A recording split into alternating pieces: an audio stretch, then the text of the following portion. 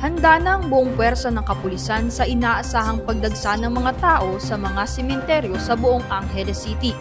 Kaya naman, siniguro ng Angeles City Police Office na magkakaroon ng sapat na tauhan at estratehiyang pangsiguridad sa lahat ng pampublikong sementeryo at iba pang matataong lugar.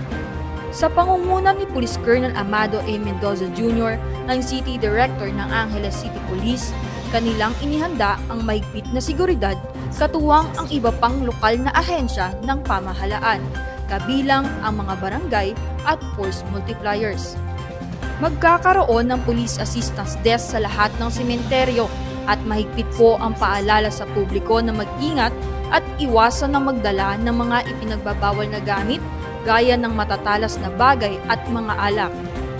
Bukod sa presensya ng mga pulis, magkakaroon din ng mobile patrol sa mga pangunahing daan at malaking kalsada upang maiwasan ang traffic congestion, lalong-lalo na sa mga papasok at palabas ng sementeryo.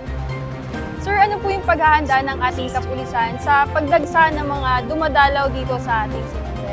Ngayong undas po, dito po sa Angeles City Police Station 1 ay nagkaroon po tayo ng deployment plan in coordination with other government agencies and force multipliers. Pinag-igting po natin ang ating pagbabantay sa mga sementeryo, terminals, malls, and markets. Nag-establish po tayo ng mga police assistance desk at area security dito sa ating sementeryo.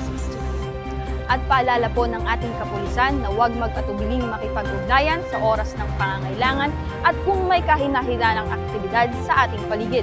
Ako po si Police Corporal Blanskate Servancia para sa Balitang Police Angeles.